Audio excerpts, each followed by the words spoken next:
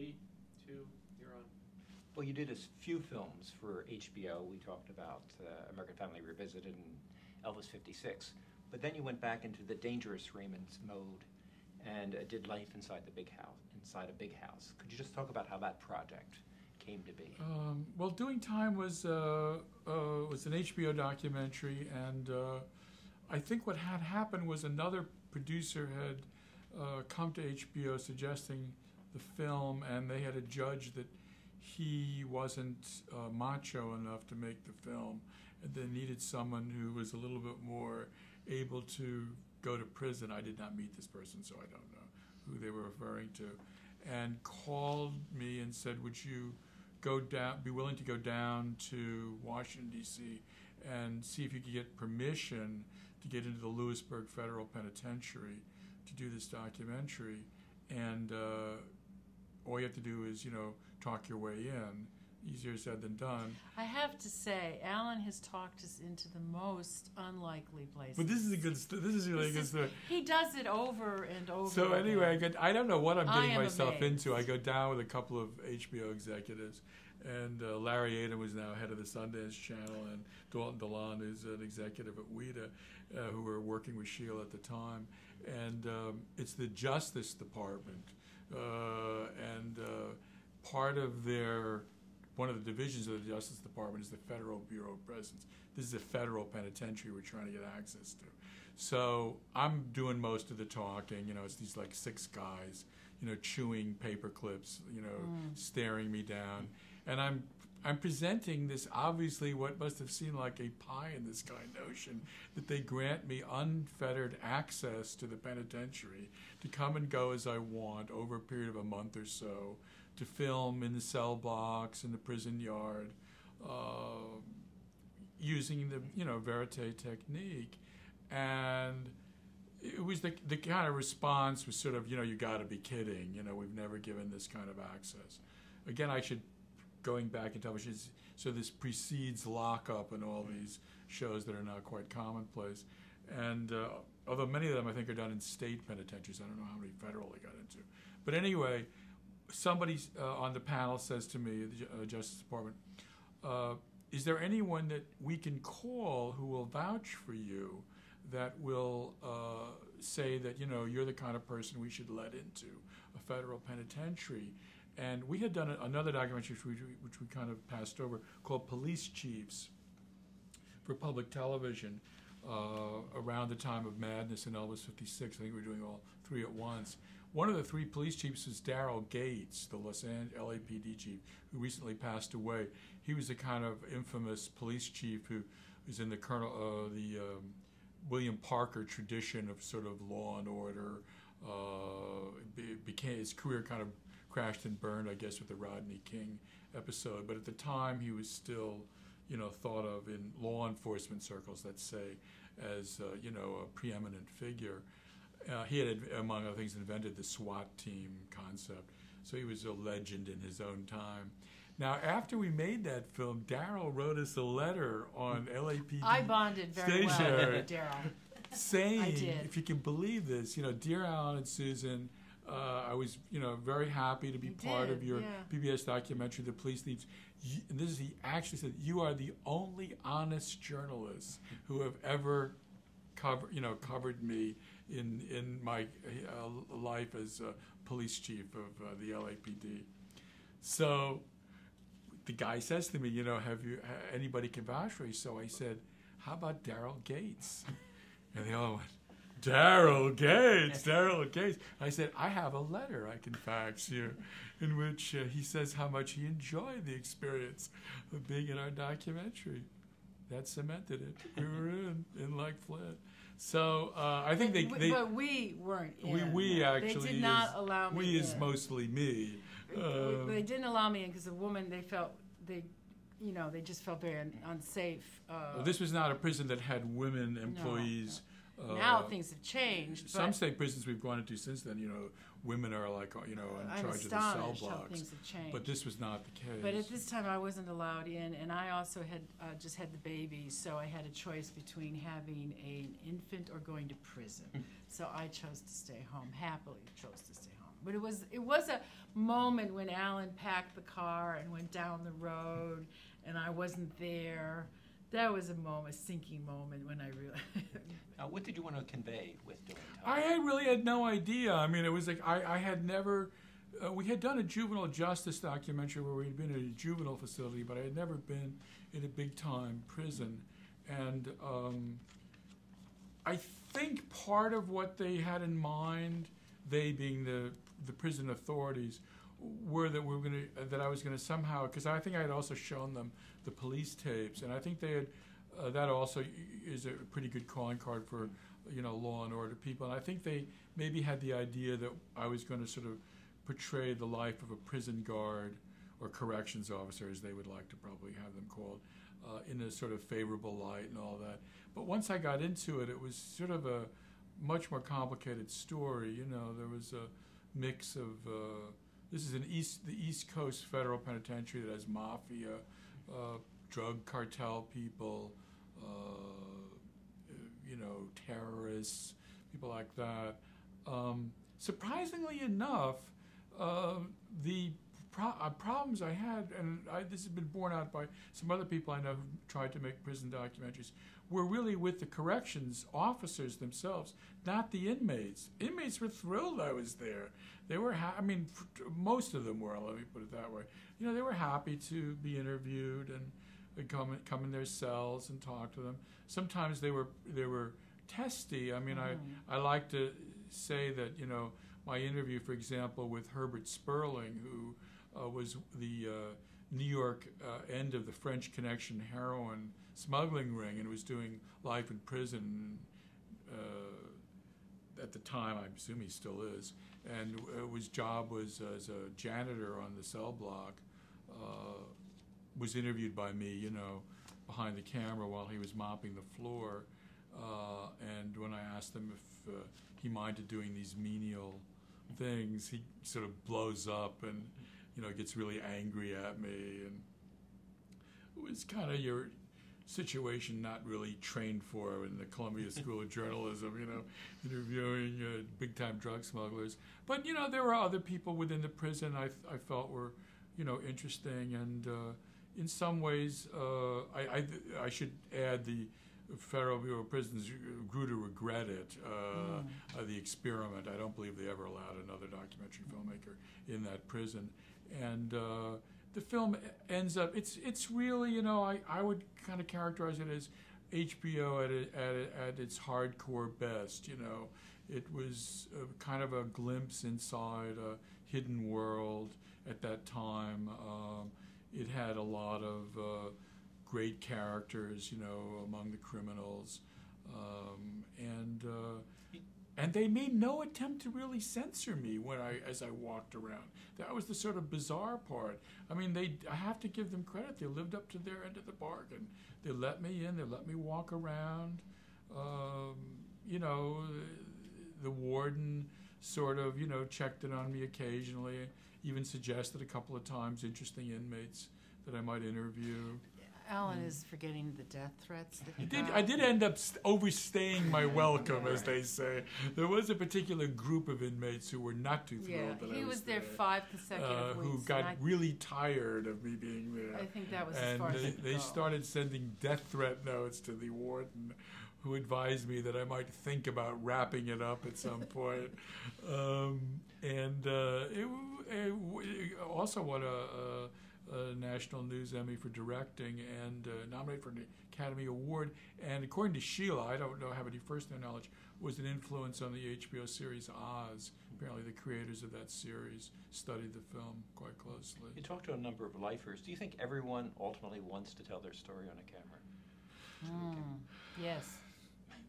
Well, yes and no. Let me put it this way. There's certain people, when you turn the camera on, like Bill Loud, and it's like, well, of course you're going to film me. Where have you been? You've taken a long time getting here. Of course you're going to do my story. There's that group. And then there's the group that really doesn't want it. So you just keep looking for those people. There are some people that don't want their story. But now, of course, we have too much coverage of too much personal stuff, and I wish people would just, not expose themselves as easily as they do. which is all reality TV, which of course is all written and staged anyways. But now everybody does want to be on camera. It's really a frightening thing. I mean, just thinking back on how naive, for example, I don't know, we keep going back to the Laos, but just real quick. I mean, when we were walking around New York City with those cameras, filming Pat and Lance, I mean, we went to the Warhol show at the Whitney Museum, just walked in the door and filmed it, filmed in the subway, went into discos, nightclubs. I mean, I don't think you can do that anymore. I was trying to shoot here in New York City a week or two ago, and I went into a Starbucks, and one of my characters decided to have a cup of coffee. I immediately got ejected, like the barrister, whatever they call those people that pour the coffee, all came from behind the counter and said, "You have to leave immediately. You can't film in here." I said, "Oh, it's just this guy filming a guy drinking a cup of coffee in the corner. Not shooting anything of any great interest. No. We have rules against the media. We're not allowed to let anybody in." So things have changed, a lot, I think, over the years. And I don't know. I mean, I think when you take on an issue, juvenile justice, education system, the police tapes, it really started with Tony Boza, Chief Boza, who gave us the access to the Bronx. And his famous line is, "I'm the chief of the Bronx. You can go wherever you want in the Bronx." But he knew the political climate, not the political climate, he knew what was happening in the Bronx. He knew that it was a community devouring itself, and that they couldn't do much about it. It was their job to stop it, and they really couldn't. And it had to be with the social injustices that were happening, the government and the politicians were not addressing. So when you find someone who's an important person who understands what your film is about, who understands that you're going to talk about what's really happening here, that is the key to get in. And when that happened to us in I Am a Promise, when we did the principal of that elementary school in North Philadelphia, she understood that you were going to show everything, and it was okay with her because she wanted the story told, as Boza wanted the story told. And the same thing happened again with Hard Times, which is the other principal of the high school. They understand why you're coming, and they think it's okay to show what's happening because they are embattled people. Yeah, but not everybody does. No, but those are the people you're looking for. You're looking for those people, the honest people who want their story. They want the social injustice to be told. They're very few, but if you find them, that's what gets you into a really good situation. You really get a good story. Could you talk about how you had tackled the educational systems in Philadelphia and Baltimore? Obviously, there have been similar films on schools, but you had your own take on both of them. The later part of our career, I guess starting with I Am a Promise, we shifted away from some of the other topics we had filmed over the years to devote do a number of films on children education, and of course children in war also. The school film, I think, was another one of those perfectly realized films where kind of everything fell into place. As Susan said, the principal, I remember doing the research on that film, and she was, I think, like the 25th principal I asked permission of to get into the school. It was actually, this is a good joke, when I went to get permission from the Philadelphia school system, they said to us, we had a bad experience a while ago. And I said, yeah, there's this guy named Weissman came in and did a film called High School, which was in Philadelphia. It was Northeast High School. So they said, your films aren't anything like Fred Weissman's, are they? And I said, no, nothing like Fred Weissman's, which I guess is sort of true, sort of not true. But anyway, so then I said, I just want to go meet with principals and see if we can spend, a month or two filming in a inner city elementary school, to be a film about children in poverty and race, obviously. And I really batted zero on that one. As soon as I started talking about the access, without restrictions, coming and going in and out of classrooms, eyes would glaze over. So you're just talking, you're not doing actual filming? No. A lot of person research. works on film. Yeah. You don't do test screenings? Now we do. Now you're required to do screen test sequences. At that time we weren't. And I was really batting zero, and ended up finally at the school, Stanton Elementary School in North Philadelphia, which is a kind of classic inner city neighborhood, and started giving my spiel for the 25th time to the principal, and she said, "Fine." And I went, "Fine?" I said, you understand what I'm saying? I really want to come first day of school. This was towards the end of the school year, and really hang out in the school. She said, "Fine," She got it. She got it. She's just like Tony Bowser. She understood that this was a real issue that should be, light should be shed on. And also, the first day of shooting was all these little kids, and things had changed with everyone's reaction to the camera. So I was very worried how we were going to do all of the problems with the children being attracted to the camera. And the first day of school, that bell rang, the kids went in, nobody looked at the camera. Not one kid looked at the camera. We never had any problems with those kids. And I said, oh, this is really going to work. This is really going to be good. And we never had any trouble with the children. We never had any trouble with the parents. We had trouble with the teachers. Some teachers weren't too thrilled we were there. The problem. But I mean, it's a kind of a racist thing to say, but a number of people did say to us, "You're going to go do a verite film in an inner city elementary school where you have 500 African American kids ages 5 to 10. Good luck for not getting the kids jumping up in front of the camera." Never. But we didn't have the problem. I don't exactly know why. It was. I think it was Deanna. And possibly the principal. Deanna ran a school, as she likes to call it, a climate for learning. She ran a really good school, and she made everybody feel that it was a team effort as far as her teachers. She wasn't so successful with teachers, but she made the children feel happy to go to school, and she had like 98% attendance. And they were young kids, though. They were pre-K through 5th. They liked going to school. That was the best part of their day. It's hard to believe.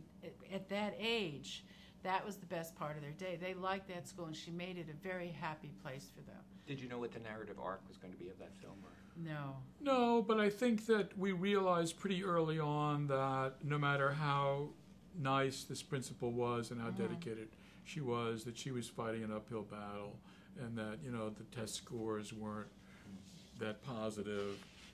But she was very honest. And there were a lot of issues, with the kids coming from single-parent homes and living in poverty. There was an interesting teacher in the class who had all-male first graders, I think they were, and it was an attempt to try to bolster, a male image for, young African-American boys. And it was just heartbreaking. I mean, every time we went into the class, the kinds of things the kids would talk about they had witnessed in their neighborhood. And it was just a very, very powerful subject. And the kids that sort of, had the indomitable spirit, the little girl who was abandoned by her parents and who just sort of decides one day to adopt this older man in the neighborhood as her quote-unquote grandfather, even though he was not even related to her, was, a terrific little story. And that was the story of perseverance, because Deanna said, I said to her, we don't have too many boys in the movie, we need a girl, so she suggested Nadia. We filmed her in class, everything was fine, so one day I said we should go home with her, and we go home and meet the grandfather, and I come back, and Deanna didn't even know that. She thought he was the grandfather, so I was bringing news to her as well, But the little boy Ricky, who's sitting outside the school at like 6 a.m. eating the muffin because he just doesn't know what time school is. He doesn't come from a home where there's any clock, alarm. He just gets up and comes to school and sits for like 3 hours in the schoolyard before it opens. These were like really heartbreaking kinds of scenes, and it was a very, very emotive film to make for us. That was a very vulnerable group of kids because they were so young and they were, as the title suggests, full of promise and yet facing such daunting odds, to succeed. And Deanna was great because she really did the principal, because she really did provide the kind of access that you dream about. And even though some of the teachers were not too thrilled we were there, she kind of fielded it all. And it sort of had a kind of marvelous affect after a while. At this point in your career, are you editing the film in your mind as you go along? You know what scenes are going to make it?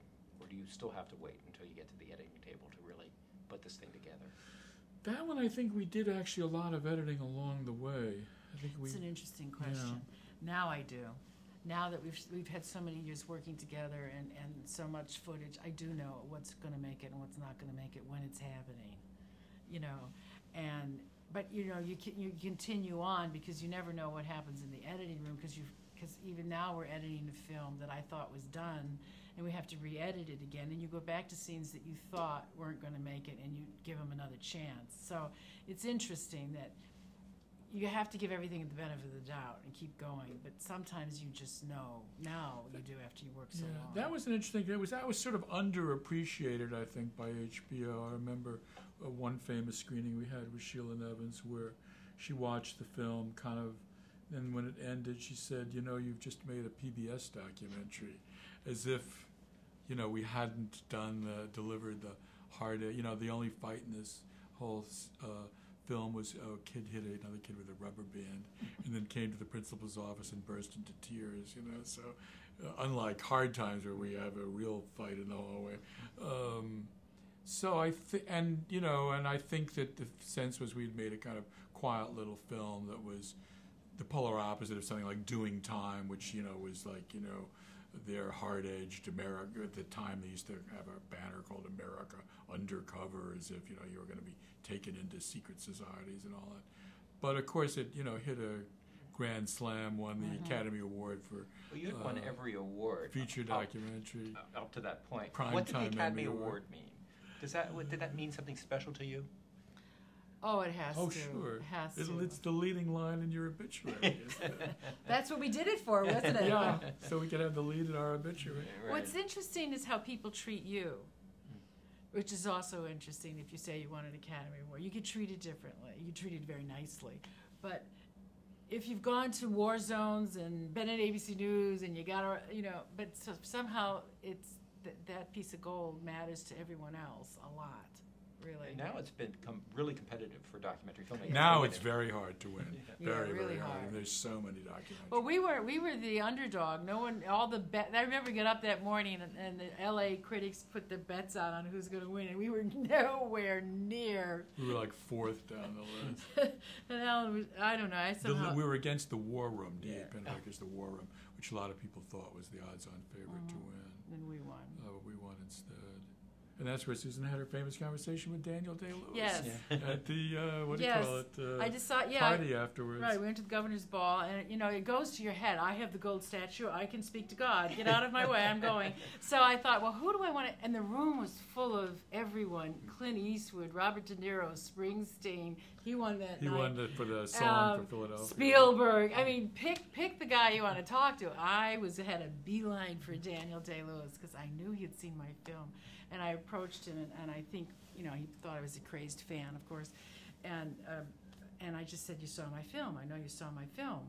And then when he realized it was me, it was really wonderful. We had a terrific conversation because I knew we had the only verite footage of Christie. I knew he studied that, and he did such a wonderful job. It had to contribute to his characterization of him. So that was fun.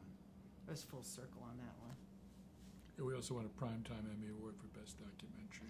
Columbia School of Does that Journalism DuPont compare Award. at all to the Peabody Award, Robert F. Kennedy Journalism Award. Oh, it's wonderful to be recognized. It's Yes. really wonderful. You can never take this stuff for granted. Right. It's great You know, to be recognized. sometimes though you make a film that you think is a really good film and it doesn't. I don't know why. That film just struck a chord with everyone. Fell in love with that film. I think it was also that we had sort of shown a side of America maybe that people hadn't really looked at that closely in a while. And of course now we're in the throes of, you know, analyzing our public education system, you know, with President Obama and all that. But at the time, I think it was a little ahead of its. I mean, Peter Jennings, who was still alive at the time, did a ABC Nightly News report on us the day after the Oscars. You know, Oh, that was a good one. kind of cool. He said, "You all probably know who Schindler's List one. Yes, right? who Steven Spielberg is, but I suppose you don't know who Alan and Susan Raymond are." I mean, oh God, I am in heaven. I have died and gone to heaven. Well, could you talk about your educational film that's sort of a companion piece, a very dark Yeah. companion piece, Right. Hard Times at Douglas High, and what you were thinking of when you undertook that project? We were far more realistic when we went in there. We knew what the story was there. No Child Left Behind had been enacted, and the schools were being pressured to change. And we knew that the high school wasn't going to be a pretty picture. And we went in search of a high school, and it took us a year to find the high school. And every high school has a different personality, so whatever other high school we chose would have really changed what happened. And we originally had tried to go to Northeast in Yeah, we thought it'd be Philadelphia. fun to remake the. And that was a Weissman wonderful film. school because it was a complete polygon. It had every minority. It had African American, Hispanics. It had Muslims. It had immigrants. It would have been really representational of all minorities. But Philadelphia pulled the plug on Couldn't us at get some in. point. I mean, that's another. And talk about access. I mean, to go into, say, you're going to do innocent 5 to 10-year-old kids is one thing, but when you say you want to go and do, a serious documentary with, unlimited access into an inner city high school, I think you raise a lot of red flags. Fortunately, Baltimore was a little bit more accepting, and also it was a nice school. It was school actually with a really legacy. Good. It was a good inner city school. It had all of the problems, of course, but it wasn't.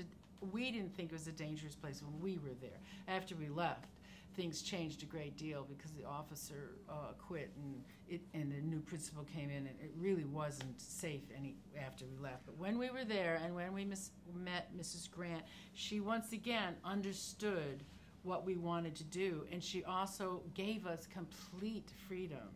And on that film, we really did spend a year. We went once a month for the whole 9 months and tried to find For about a week, yeah. characters and teachers. The problem with, I think, making that film for us, and it's one that we often discuss, is the sort of the representative model. Obviously, when you make a film like Hard Times at Douglas High, the inner city high school that you're depicting in the film is supposed to stand for a large urban high school that could be in New York City, Chicago, Detroit, whatever. And I think that what the trend has tended to be in documentary filmmaking in recent years is to kind of go pick the atypical model where everything somehow is great. They have some program where all the kids are going to be,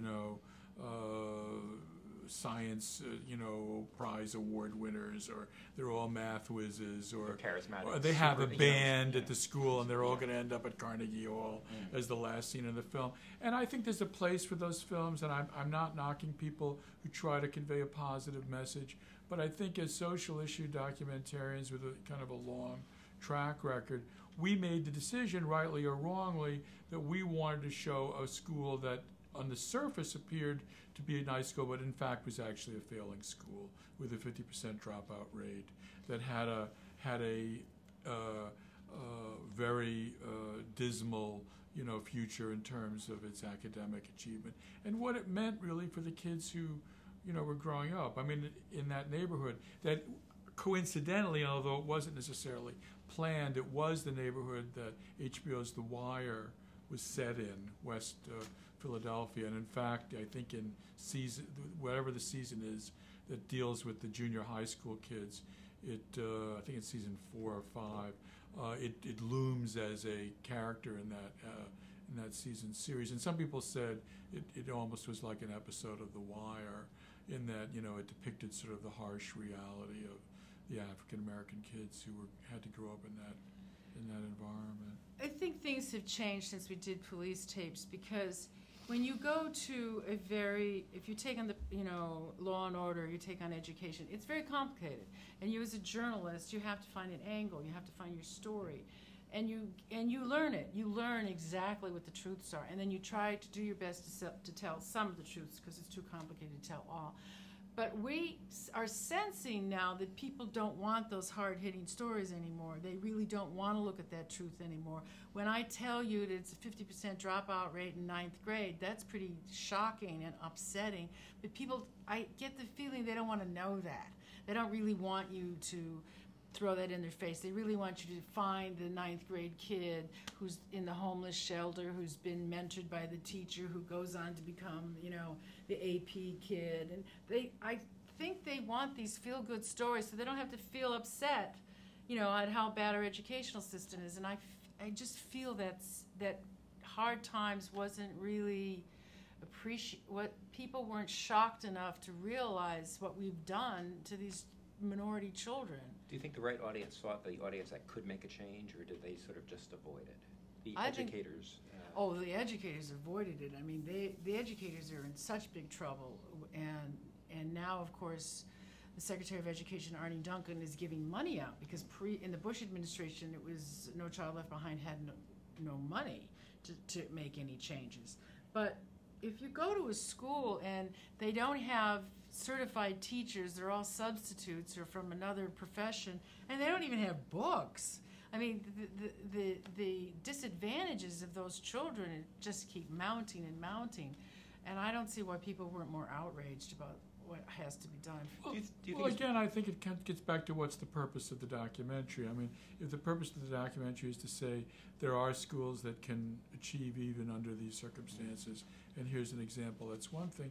But I think in our mind, that was not what we wanted to do. Right. The people would criticize Mrs. Grant. She wasn't Deanna Burney. She wasn't Deanna Burney, right? She didn't get up at 5 o'clock in the morning and go paint the library. That wasn't the personality that she was. And the kids weren't as lovable as the little kids.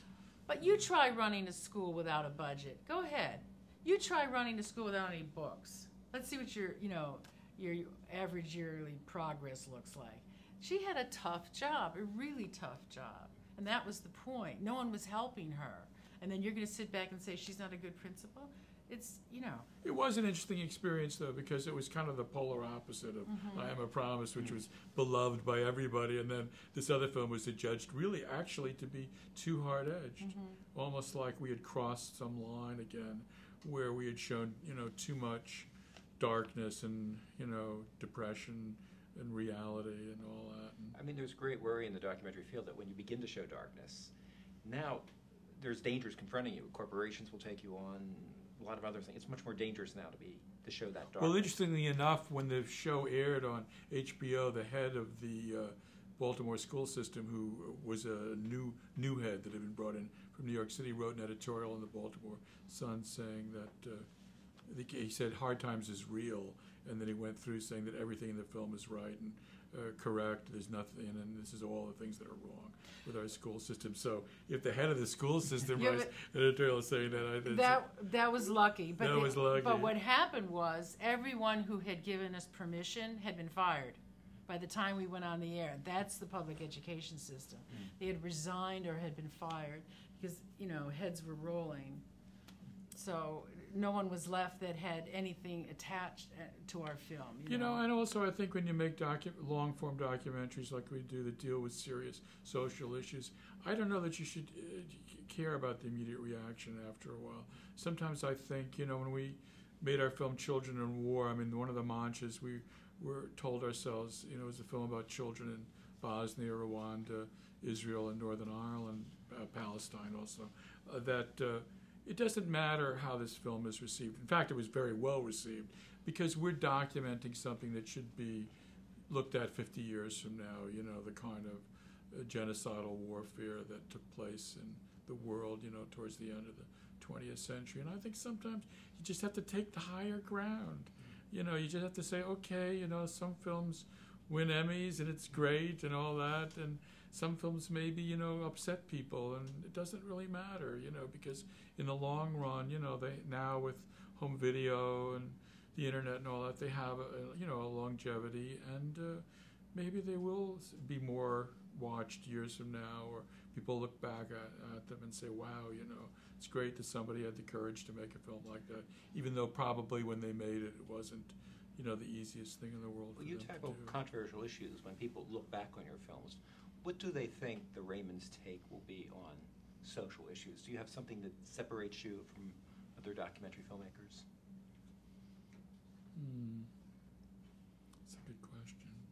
I mean, you can think of it both in content or maybe the style or the way you interact with your subjects. Well, we spend a lot of time So we get to know the subject really well and our people really well, and we try to get these people to either relax on camera or now that with interviews, tell us a little more honestly what they think. And sometimes you do get an honest reaction and not. I'd like to think our films are fair. I always like to feel good at the end of the day that the film has been fair. It isn't too much of a whitewash, and it isn't exactly that black either. I like to think it's fair and accurate, and I do think the films stand the test of time. I really do.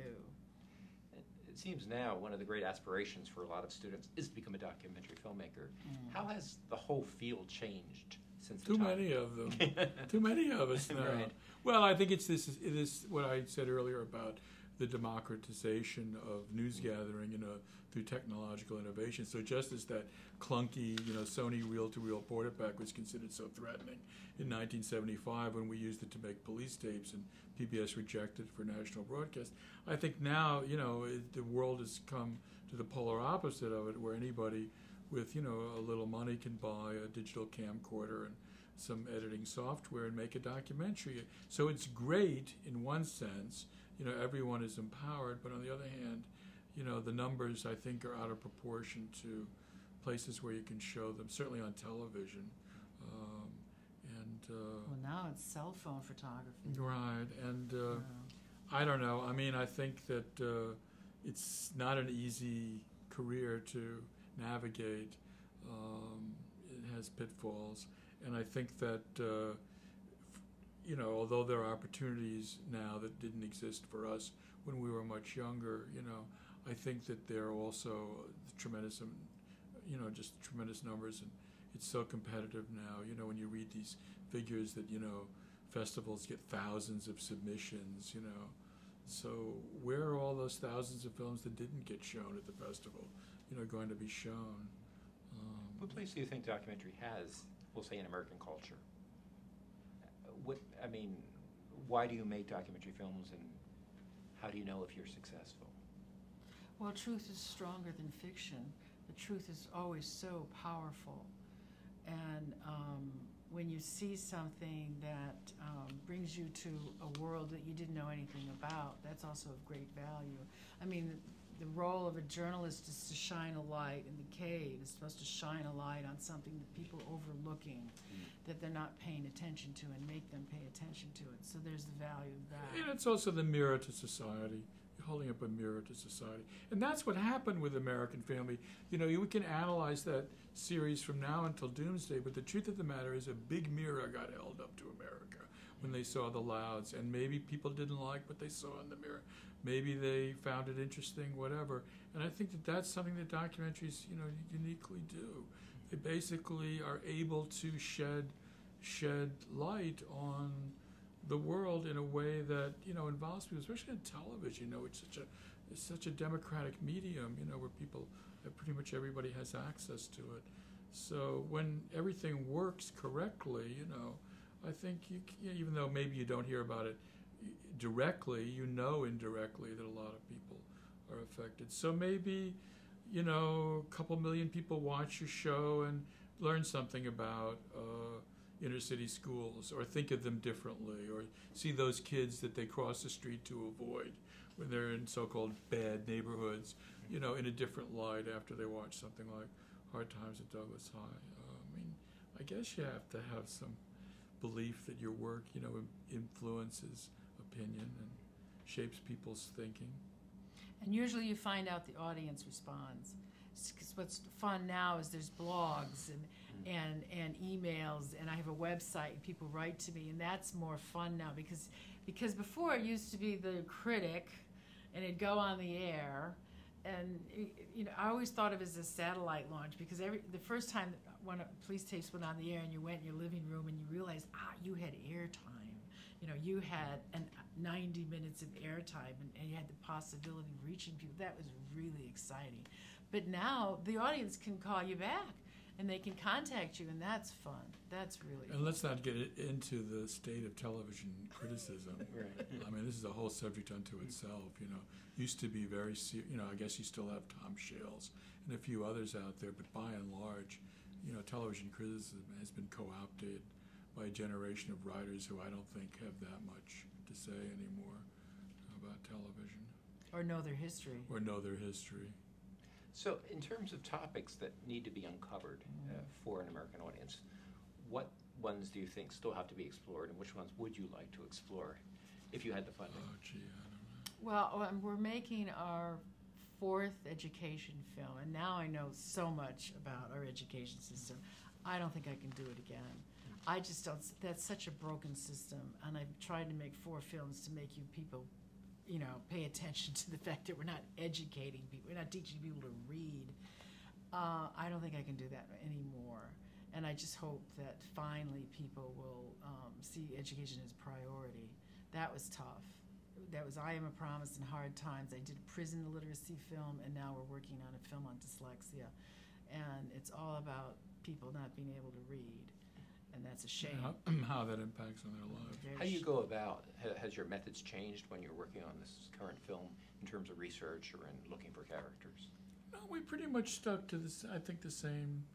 We do a little more interviewing. Yeah, I'm a little more interviewing. And I'm sad about that because I love verite. But I want it, every time I start a film, I want it to be verite because we're the best at it. We're really good at it. But some subjects don't lend themselves to that. And so we've been doing more interviews. And I can't even believe I interview anybody. I can't even believe it's me.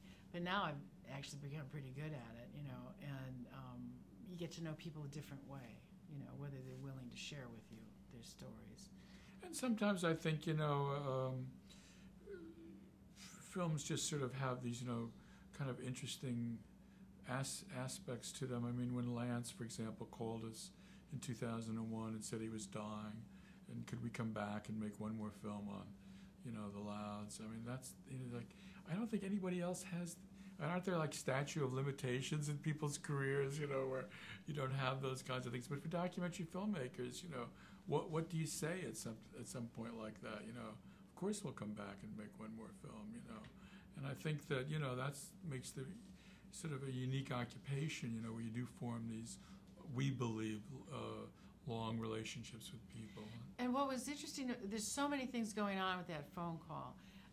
Obviously, the first part is he's dying. That's horrific because he's your friend, And then you have to film your friend dying. That's horrific. And then his family doesn't want to see you ever again. That's difficult. I don't think they ever want to see you. They sure don't want to be in another documentary. All right, they don't want to be in another film. That's a problem. And he's not. He has to have closure on that series. That's phenomenal. That's really phenomenal. And he wants to talk to you. He wants you there. And then you go and we did that last interview, which I never thought I'd ever do in my life. He interviewed Lance. I was there about maybe 3 weeks before he passed away. Alan was there on another trip. And it was called The Last Interview with Lance. And it was the most surreal experience for me because I didn't know if he was talking to Susan and Alan or if he was talking to the camera, which he wanted to expose he wanted to get it right one more time. And it was very eerie. And then, of course, there's all the emotional problems of him being so sick and in pain. And that was such an extraordinary experience. And he had to have another film. That's his last wish, is to have another film.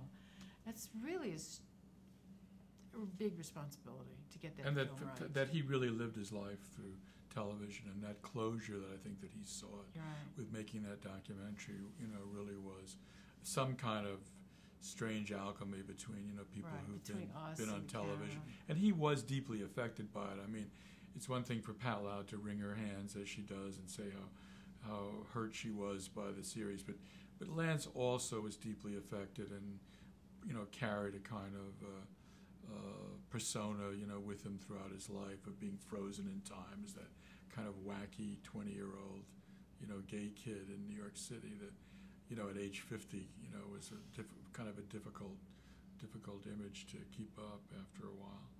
Well, we're about to celebrate like the 40th anniversary when you start filming The Louds, and there is a docudrama in production that you've served as a consultant. Why do you think there's still this immense interest in American Family? I wonder. I wonder. I wonder. I'm not sure HBO knows what they're doing with this one. I questioned it from day one. I mean, everybody who saw it's got to be in their, 50s, 60s, 70s? Yeah, really. There's a whole generation that doesn't know anything about it, and it hasn't been in distribution ever. Partly, Ever. yeah. I think. So no one has seen it. Last time it was broadcast, I think it was 90. Well, I think the So- answer is when TV Guide named The American Family one of the 50 greatest television programs in that 50 greatest television programs issue they did, they said it was the source of all reality television.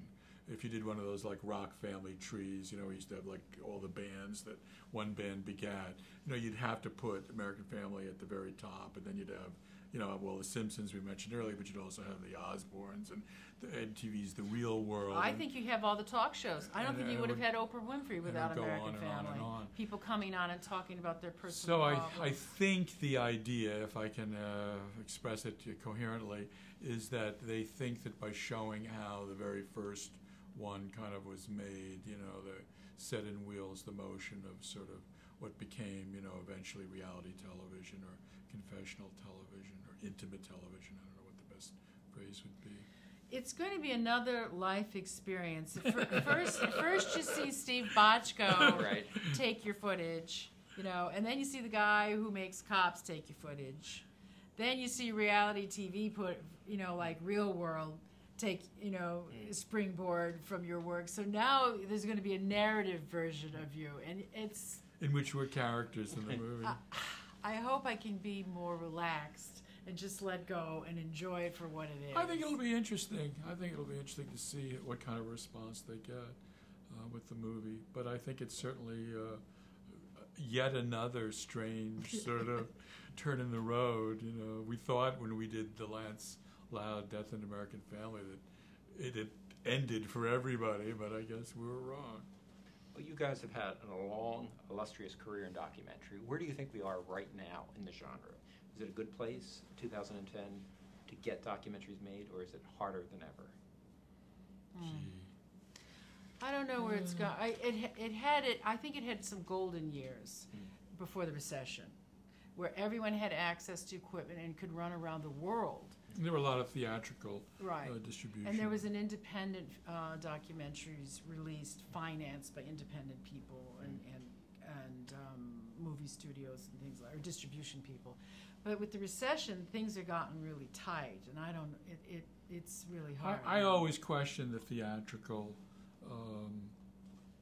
viability of long-form documentaries. I mean, I know that Michael Moore makes a ton of money and all that, but I think that it's really a television genre. I think it's more suited really for the small screen, and I think that that's really where it belongs. I think the idea that people somehow will pay whatever it is now to get into a movie theater, $15 or something, to go see some serious soul-searching film, maybe is something that can work in a large urban area, where you have a very diverse audience, or perhaps a college town or something like that. But I don't think they're going to be playing in the malls of America too soon. And I think a lot of them basically, were not successful or as successful as people had hoped.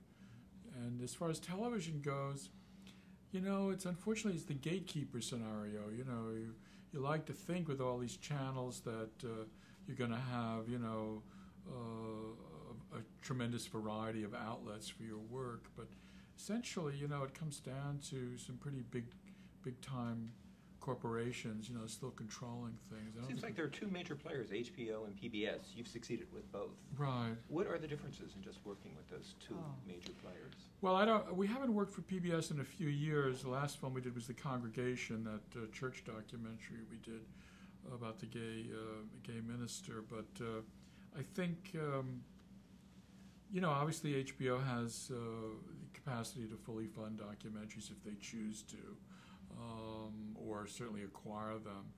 PBS, unfortunately, although I think you ultimately reach a larger audience, or potentially a larger audience, is a much more difficult venue to work in because of all the fundraising issues.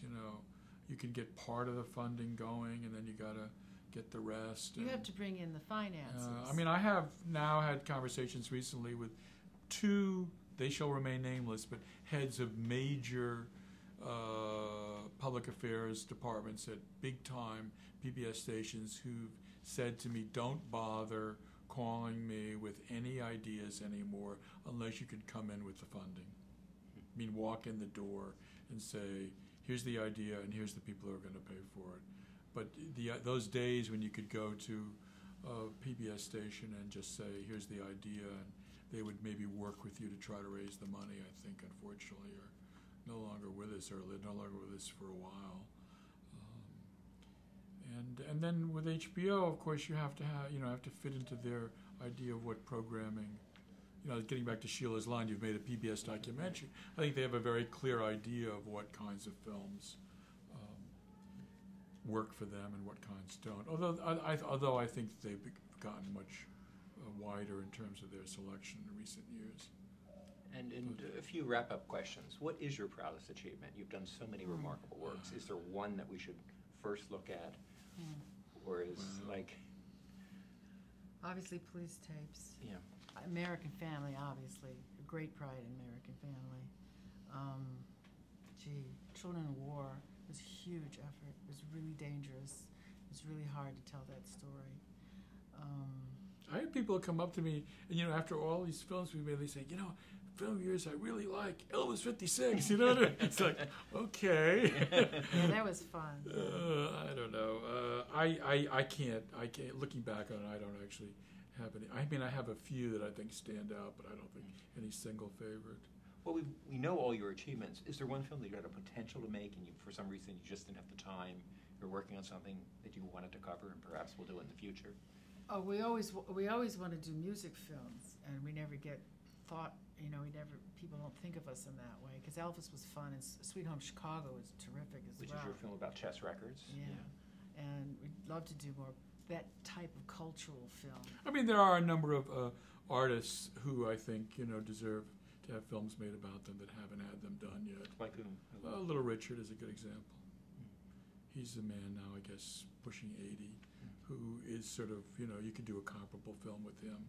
And he's also, in some ways, a more interesting character because he was gay and had that whole sort of tormented sort of life. I mean, and I don't know who would fund that.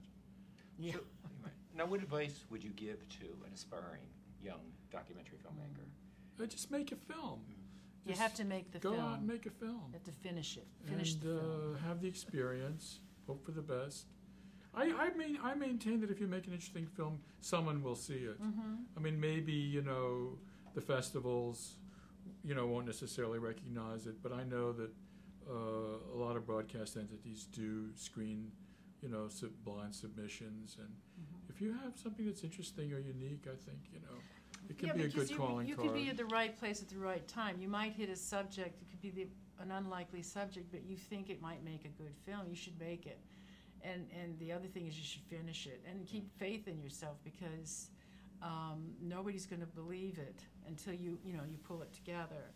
And I think that's what I always think about police tapes. We didn't have any money. It was really dangerous. The cop took care of us. We had to figure out all this equipment. It was uphill all the way, and we finished it, and it worked. I mean, I guess if you can afford it, go to film school. But I think now that's also, people have raised issues about how expensive college educations are. And maybe you should just go out and make the film instead. Are there any other things for a documentary filmmaker to think about? I mean, you've talked about ethics and guidelines. I think that's really important. How do you find that out? Because you worked in the Drew unit, you got a sense of that. I see a lot of unethical films made, and it really makes me squirm when I watch them. The one, I don't know, I should mention the name, but there was one film that horrified me. I threw my shoe at the screen. It was just horrifying. I think part of the problem is that, we made the joke that, about the old days at the network news divisions, but they did have those, sort of network news guidelines, and there were certain sort of parameters, presumably, producers worked with. And now, of course, all of that's out the window, and, anything goes. In some ways it's good, but in other ways it's bad. And I do think that, unfortunately, it is a genre of filmmaking, documentaries, where you can exploit people easily, and where people who don't have any real, moral framework or ethics about their relationship with the filmmaker can actually, do things that are, both wrong-headed and ultimately bad. Because you're making a film about someone's life, and this is a real person. And when your film finished, it's your film, and you move on to another subject. It's that person's life. And if that goes on the air, that person gets judged. And all this comes from American Family. That person will be judged. And you better be fair as how you represented them. I mean, I presented at the Margaret Mead Festival. I got to present American Family Revisited, and there was a woman there who had made a film about a woman in Cairo. And it was very dangerous for that woman to expose herself. This was probably 80s, about her family life and probably problems with her husband and everything like that. And it was a daring thing for that woman in Egypt to do that, but it wasn't shown on Egyptian television. She wasn't shown to her community.